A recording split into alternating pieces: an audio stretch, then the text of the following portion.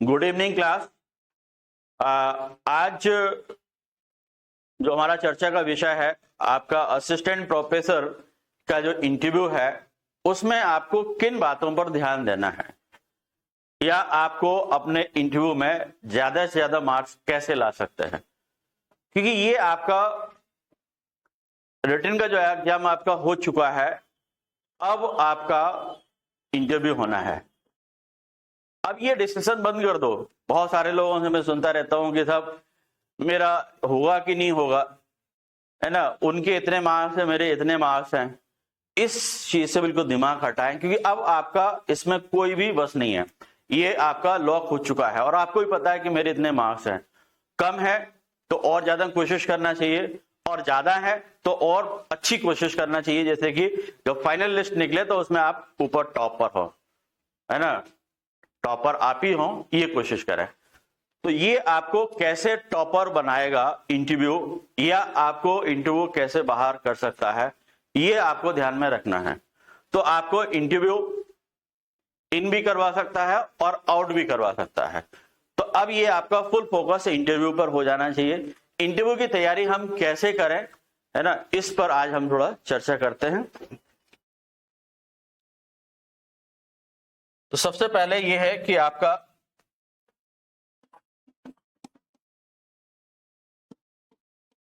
Assistant professor interview जो class है हमारा एक लंबे समय से प्रोग्राम चल रहा है, और उस प्रोग्राम में हम नए टॉपिक डेली लेकर के आते हैं।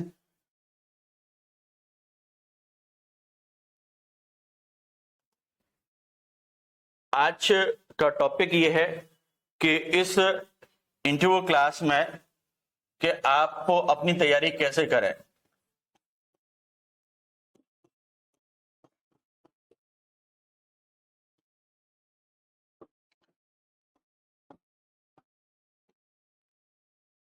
तो देखिए, आपका जो इंटरव्यू है वो 100 मार्क्स का है, और 100 मार्क्स ये आपके बहुत वैल्यूएबल है। वहां आपका एक क्वेश्चन 4 नंबर का था, और यहां पूरा इंटरव्यू आपका 100 नंबर का है। कि आप का ऐसा नहीं कि एक क्वेश्चन का आंसर आप ये दे देंगे तो इतने मार्क्स हो जाएंगे, और इतना यानी कि आप आंसर नहीं दे पाएंगे तो इतने मार्क्स काटे जाएंगे या निगेटिव मार्किंग हो जाएगी, ऐसा कुछ भी नहीं है। यहां आपका थोड़ा सा दिमाग में ये हटाना पड़ेगा कि आपने जो सब्जेक्ट की तैयारी की है ना, और आपका वो यानी कि परीक्षण हो चुका है, आपका सब्जेक्ट का नॉलेज है उन्होंने चेक कर लिया है। अब ऐसा कोई इश्यू है ही नहीं है कि साहब आपको सब्जेक्ट आता है कि नहीं आता है। सब्जेक्ट आता है तभी तो आप यहां पर आए हुए हैं। तो सब्जेक्ट का नॉलेज उन्होंने पूरा चेक कर लिया। अब आपका जो पर्सनालिटी का वो टेस्ट लगाना चाहते हैं कि आपकी जो पर्सनालिटी है, आपका जो व्यक्तित्व है, वो एक अच्छे प्रोफेसर के रूप में है कि नहीं है, या आप एक अच्छे प्रोफेसर कैसे साबित होंगे, वो क्वालिटी आपके अंदर है कि नहीं, ये आपका वो यानी कि मेजरमेंट करना चाहते हैं, वो आपका वैल्यूएशन करना चाहते हैं। तो अब इस बात से बिल्कुल दिमाग हटा दो कि साहब सब्जेक्ट मुझे फिर पढ़ना है। कई लोगों के बाहर से भी मेरे पास कॉल आ रहे हैं कि साहब सब्जेक्ट पूरा पढ़ाएंगे आप। बोले सब्जेक्ट पूरा पढ़ाया जाएगा सर। अरे क्यों गलती कर रहे हो भाई, किसने कह दिया आपसे पूरा सब्जेक्ट पढ़ने के लिए? सब्जेक्ट आपने पढ़ा है तभी तो आपका सिलेक्शन हुआ है। अब आप इस बात पे फोकस कीजिएगा कि आपका जो सब्जेक्ट भी पढ़ना है आपको, लेकिन उस तरीके से नहीं जैसे आप पहले पढ़ रहे थे। और यदि वही पैटर्न आपने फॉलो कर लिया, क्या कि जिस तरीके से आपने रिटन की तैयारी की, उसी पैटर्न पर आप इंटरव्यू की तैयारी अपने सब्जेक्ट की करेंगे, तो आप मान के चलिए कि आप टाइम वेस्ट कर रहे हैं। आप अपने आप पर वर्क नहीं कर रहे हैं। सब्जेक्ट पे वर्क नहीं करना है, आपको अपने आप पर वर्क करना है, अपने आप को निखारना है, आपको अपने ग्रूम करना है। वो आप कब करेंगे? जब आप अपने आप पर ध्यान देंगे। क्योंकि जो आपने इंफॉर्मेशन उनको भेजी है, मतलब यह है कि आपका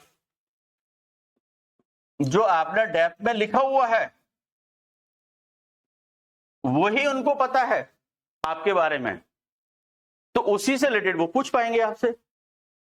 और यदि वो डैप नहीं होता फिर बहुत सारी संभावनाएं बनती। तो अब आपको भटकने की जरूरत ही नहीं है कि साहब मुझसे क्या पूछा जा सकता है, इंटरव्यू बहुत खतरनाक होता है। अरे भाई डराने के लिए थोड़ी बुला रहे हैं वो आपको, ना धमकाने के लिए बुला रहे हैं कि साहब अभी जब तक ये प्रोफेसर नहीं बना तब तक इनको धमका देते हैं बोले, ऐसा नहीं है। बड़ा सहज तरीके से बात होती है और बड़े अच्छे माहौल में बात होती है। बस ये है कि आपको अपने बारे में ही पता होना चाहिए और कुछ जरूरत नहीं है, और वो सारी चीजें आपने अपने डैप में लिख करके भेजी है। अब इंटरव्यू में आपसे क्या चर्चा होगी या किन विषयों पर चर्चा होगी या क्या मुद्दे होंगे आपके,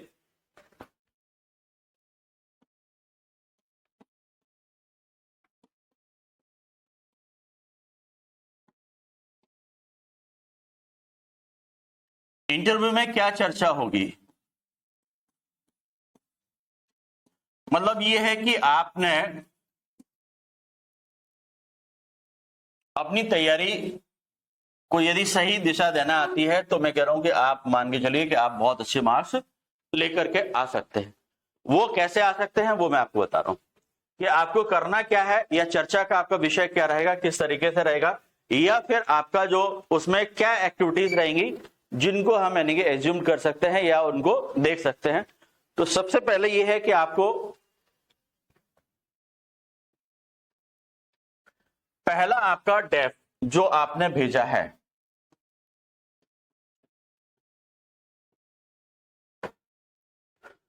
और दूसरा आपका सब्जेक्ट,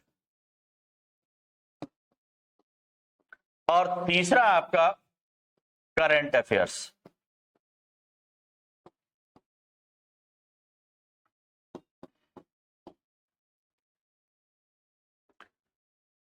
आप समझने की कोशिश करें, मतलब ये आपका 100 मार्क्स जो है ना,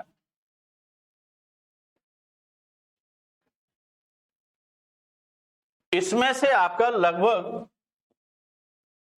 60 मार्क्स का डेप्थ से पूछा जाएगा जहां तक है, और इसमें लगभग 35 मार्क्स का आपका लगभग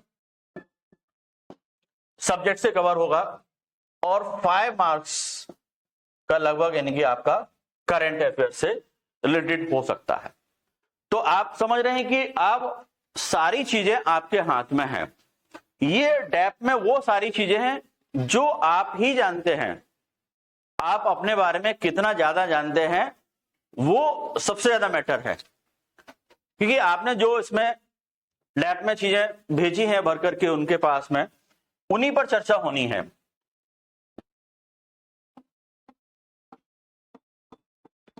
तो डैप के आपके कौन कौन से पार्ट्स हैं जो आपने उसमें मेंशन किए हैं। तो फर्स्ट आपका है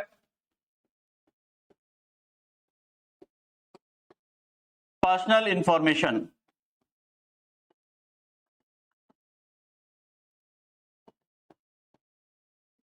ये आपने उनके पास में भेजी है पर्सनल इंफॉर्मेशन। पर्सनल इंफॉर्मेशन में आपका क्या क्या है, आपने अपना नाम भर के भेजा है, नहीं, इसके बाद आपने फादर का नेम भर के भेजा है, और मतलब फादर मदर दोनों ही,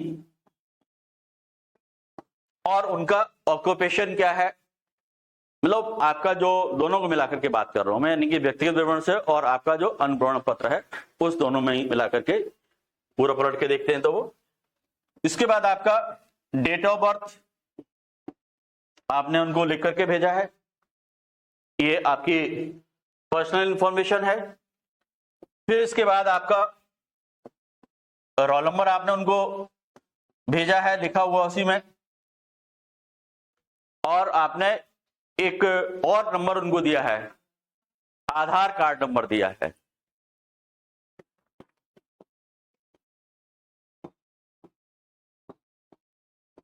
आपने उनको आधार कार्ड नंबर दिया है। तो ये आपकी पर्सनल इंफॉर्मेशन से रिलेटेड सारी जानकारियां उनके पास में है, ठीक है। अब इसमें डैप में और क्या चीजें हैं, फिर अगली चीज जो है एक और इसमें हम ऐड कर लेते हैं पर्सनल इंफॉर्मेशन में ही आपका, कि आपने अपनी कैटेगरी जो भी है उसको भी आपने डाला है डैप में। आप यूआर से हैं या आप एससी हैं, एसटी हैं, ओबीसी हैं या ईडब्ल्यूएस हैं, ये आपकी पर्सनल इंफॉर्मेशन इसमें डैप में है जी। नहीं, वो आपकी पर्सनल इंफॉर्मेशन में नहीं है, वो आपका यानी कि डैप में है, बट वो अलग टाइप की उसमें इंफॉर्मेशन में आएगी।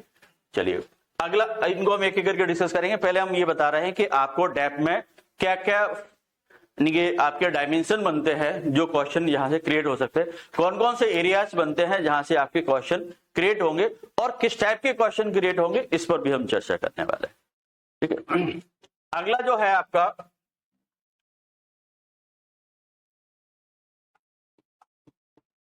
एजुकेशन। ठीक है, आपका एजुकेशनल इंफॉर्मेशन जो आप भी देंगे, जो आपने लैब में सेंड किए है। एजुकेशन इंफॉर्मेशन में आपको ने क्या क्या दिया है, तो आपने सबसे पहले 10th क्लास का भरा हुआ है, नहीं 10th क्लास का इंफॉर्मेशन है। उसके बाद आपका 12th क्लास का इंफॉर्मेशन है, तो ये स्कूलिंग हो गई आपकी। इसके बाद आपका ग्रेजुएशन,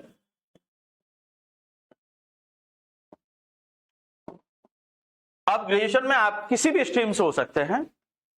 आपका साइंस स्ट्रीम होगा तो आप बीएससी होंगे, या फिर आप होम साइंस से भी बीएचएससी हो सकते हैं। यदि आप आर्ट्स से हैं तो आपका बीए होगा, आप इंजीनियरिंग से हैं तो बी और बीटेक हो सकती है ना। यदि कॉमर्स से हैं तो आपका बीकॉम होगा। यही लगभग यानी ग्रेजुएशन की स्ट्रीम्स मेनली बनते हैं जिनसे आपसे क्वेश्चन बनेंगे। इसके बाद आपका पीजी, पोस्ट ग्रेजुएशन। तो पोस्ट ग्रेजुएशन जिसकी वजह से आप यानी कि एग्जाम में अपेयर होते हैं, जिस सब्जेक्ट से आपने यानी कि पीजी किया होता है, उसी सब्जेक्ट को बेस बना करके आपका यानी कि ये असिस्टेंट प्रोफेसर का एग्जाम होता है। तो ये पीजी का। अब पीजी में भी आपका यानी कि कुछ स्पेशलाइजेशन है, पीजी में भी आपने किसी पर्टिकुलर उससे किया हुआ है, तो वो भी आपका यानी कि इसमें मेंशन किया होगा आपने।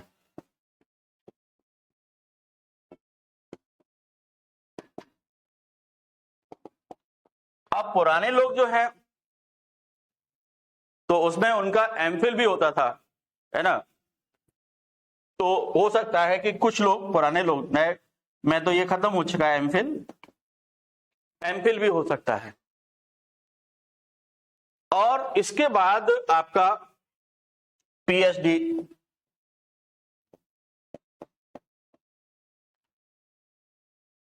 कुछ लोगों का पीएचडी हो सकता है, कुछ लोगों का पीएचडी चल रहा होगा, है ना, और कुछ लोग यानी कि रजिस्ट्रेशन करवा रहे होंगे। अलग अलग स्टेटस में पीएचडी का प्रोग्राम आपका हो सकता है। लेकिन ये चर्चा का सबसे महत्वपूर्ण बिंदु होता है जब यदि आपका पीएचडी है। इसके बाद आपका यूजीसी नेट एंड जेआरएफ, है ना। तो जो यूजीसी जेआरएफ वाले हैं, नेट वाले हैं, तो उनका कुछ जनरल क्वेश्चन भी बनेंगे, तो वो भी हम आपसे चर्चा करेंगे। ये तो यानी कि आपका वो है जो एसेंशियल है, मतलब जो वहां पर यानी कि वांछित मतलब अहर्ताएं थी। अब कुछ एडिशनल भी हो सकती हैं, मतलब जो लोगों ने कलेक्ट की हैं और अपने डैप में उन्होंने मेंशन किया हुआ है। जैसे कि आपका कुछ लोग हैं टीचर हैं तो उनका बीएड है ही है। अच्छा, इसमें एक और चीज चलती है, क्या, छुपाना और बताना, है ना। ये बड़ा रहता मुद्दा कि साहब इसको छुपा लूं कि बता दूं। इस पर भी हम चर्चा करेंगे, ये भी चर्चा का विषय होता है ना। तो अब छुपाना और बताने वाली बात इसलिए खत्म हो चुकी है क्योंकि आप डेप सेंड कर चुके हैं। लेकिन हाँ, ध्यान रखें, अभी भी आपके पास में एक चांस है। आप यदि छुपाना चाहते हैं या बताना चाहते हैं तो उसके लिए पूरा डेप आप दोबारा से कंप्लीट करके ले जा सकते हैं, पूरा चेंज कर सकते हैं। एमपीपीएससी में एक बहुत अच्छी बात है ये और कहीं लागू नहीं होती है। ये एमपीपीएससी ने ही व्यवस्था रखी है कि आप चाहे तो पूरा का पूरा डेप चेंज करके नया सबमिट कर दो उनके पास में और वो वापस ले लो। तो अभी भी आपके पास है कि क्या बताना चाहते हैं और क्या छुपाना चाहते हैं, है ना। तो बीएड होता है कुछ लोगों के पास में, कुछ लोग कंप्यूटर का डिप्लोमा भी कर लेते हैं, तो उनके पास में डीसीए हो सकता है या पीजीडीसी हो सकता है।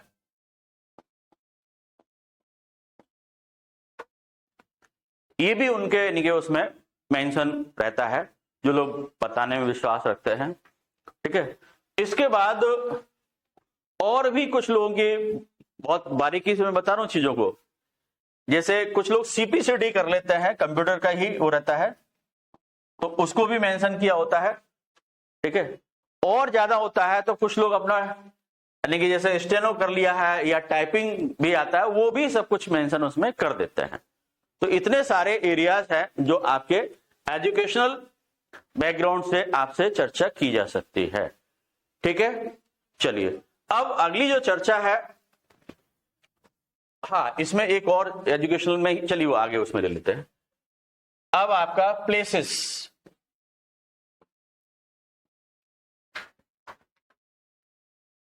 कि आपके उसमें बहुत सारे प्लेस लिखे होंगे, होते कि नहीं होते डेप्थ में।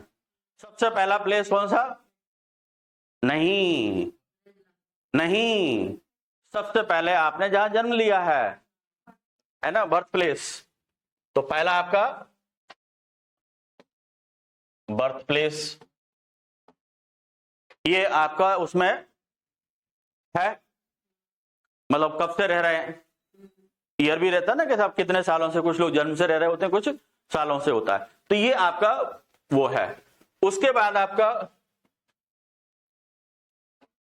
होम टाउन यानी कि गृह जिला, होम डिस्ट्रिक्ट आपका गृह जिला, और इसमें भी आपका तहसील लेवल का, गांव लेवल का, यानी कि जो भी एड्रेस में आपका आता है, तो वो हम एक इसको एड्रेस ही ले लेते हैं।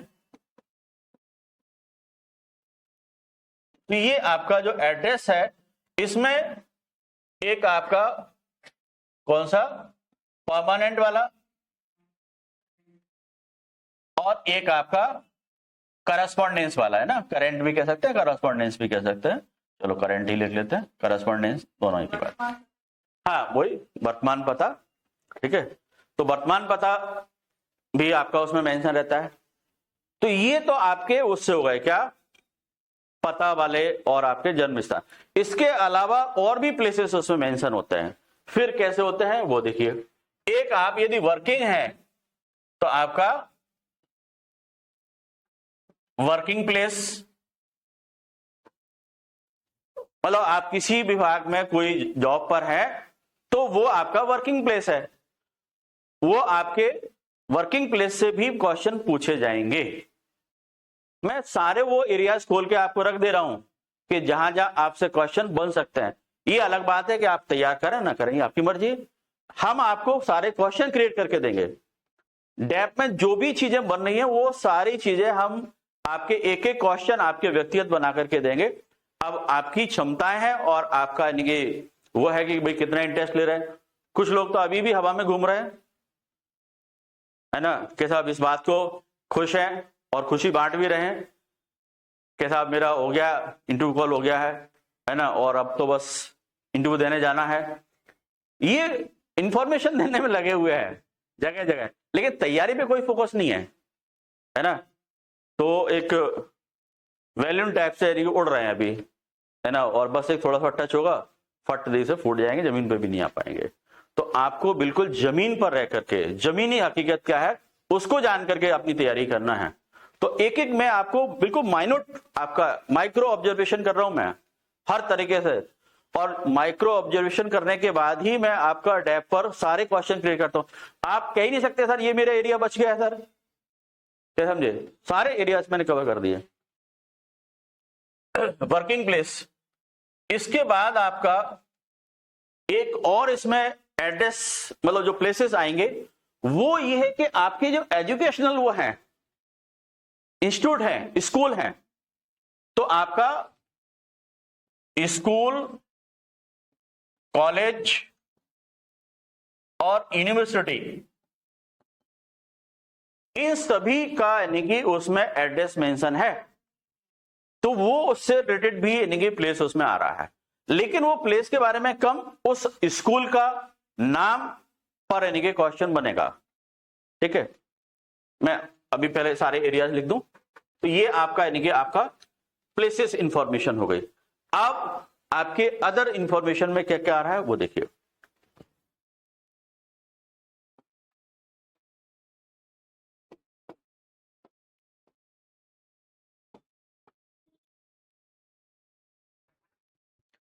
रिसर्च अलग अलग टाइप से है। कुछ लोगों का यानी कि रिसर्च पेपर पब्लिश हुआ है, एक पेपर हुआ, 2 पेपर हुआ, 3 पेपर हुआ, कई लोग ऐसे हैं जिनके 15-15 पेपर भी पब्लिश हो गए हैं। तो वो आपका रिसर्च पेपर जो है वो आपका चर्चा का बहुत महत्वपूर्ण बिंदु है, बिल्कुल इस पर चर्चा होगी। इसके बाद कई लोग ऐसे हैं जिन्होंने कई सेमिनार्स अटेंड किए हैं, वो आपका नेशनल और इंटरनेशनल लेवल के जो सेमिनार्स हैं वो उन्होंने अटेंड किए हैं सेमिनार्स। इसके बाद वेबिनार भी अटेंड किए बहुत सारे लोगों ने।